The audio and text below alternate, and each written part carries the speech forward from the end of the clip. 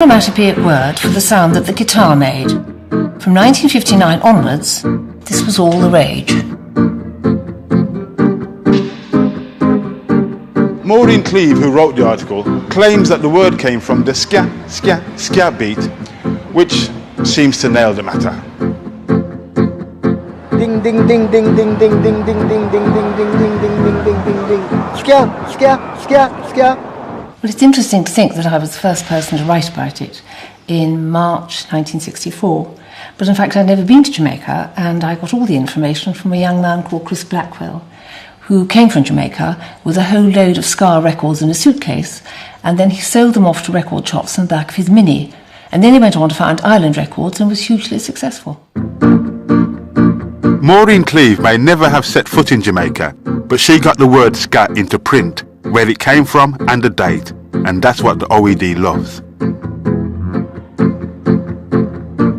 But in Kingston, everyone has an origin theory. It's just who to believe. I'll tell you where ska came from. Ska came from my husband, Clement Seymour Dodd. Whenever he used to be in the studios with his musicians, he would just come in and he has an idea, and he would just come in and say, ska, ska, ska, ska, just to get the beat, and you would hear the music going the same way. Yeah, that's it.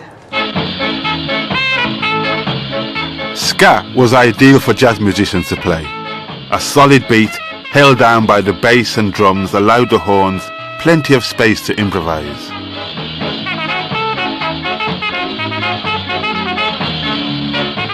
And it's from the world of jazz that a second theory emerges.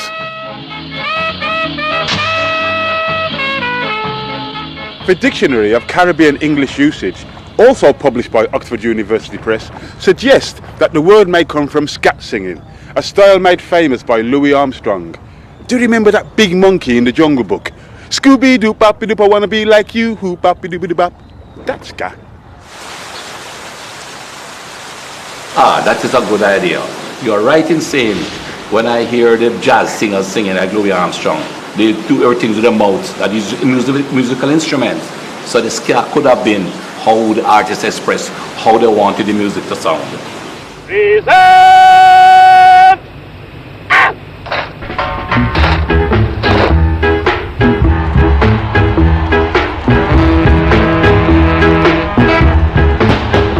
Ska's heyday was in the early 60s. Jamaica gained independence from the British Empire in 1962, and the music was the soundtrack to a new era of optimism on the island.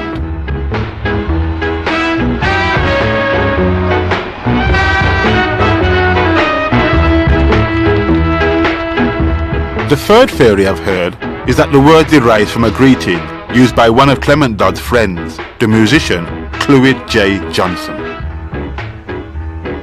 Clwyd, the late Clwyd Johnson.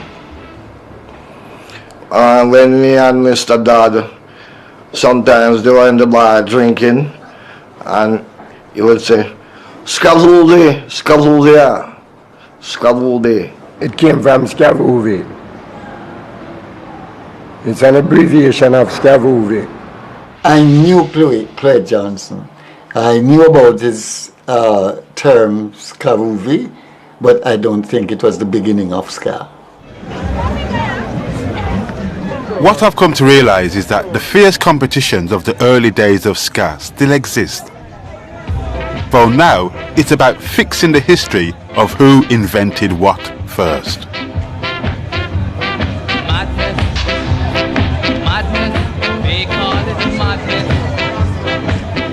We are not finished yet. There's one more theory. Prince Buster insists that only he knows the true origin of the word, that ska was born on the corner of Luke Street and Orange Street in downtown Kingston. How the word came to the dancer, we had a friend named Scatter. Right? It came off of his name. Don't make them telling a foolishness about it come. It come off of Luke and Charles Street. Scatter name. It just have scat, mean move. I was telling Duke and Coxon, I have come, move. S-K-A. Scat. It came from right here.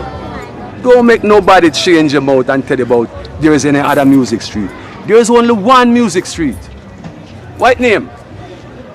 Harrin Street. Oh no, I won't be the one. You know what? I think all four theories have something going for them. Prince Buster's ska, scattering the opposition, reminds us of the intense rivalry of the early sound systems. Scat to ska suggests the jazz element, and Skavuvi was the private language of some of the musicians that played it. And as so many people have told me, scat, scat, ska was the sound of the guitar. But isn't that how words work? Hard to pin down, but highly evocative of the time and place where they were formed. Unearthed all sorts of very plausible theories for ska, nothing written.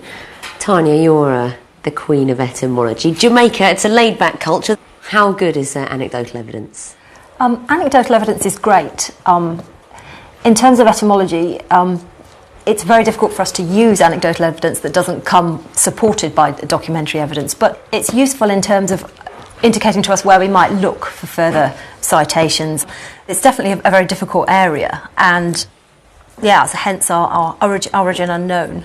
Well, more definitely, we do have an anti-dating.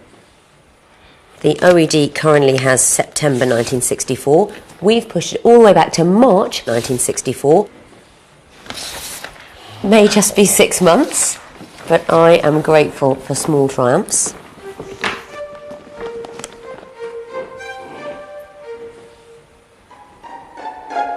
So it's only 6 months difference, Peter, but a triumph's a triumph. Is it a triumph?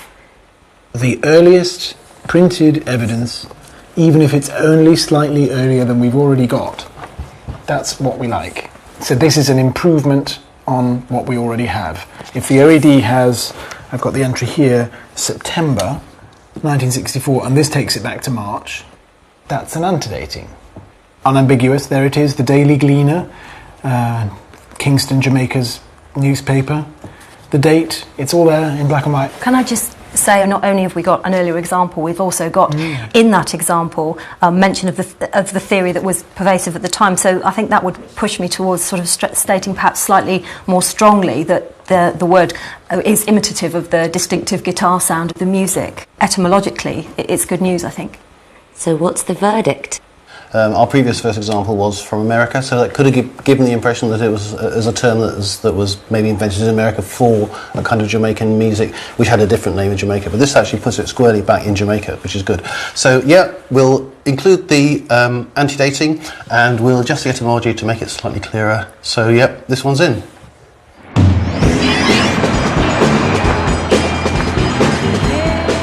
Advertising slogans are usually born in trendy urban workspaces among high-powered men who have brainstorming sessions and go for long lunches.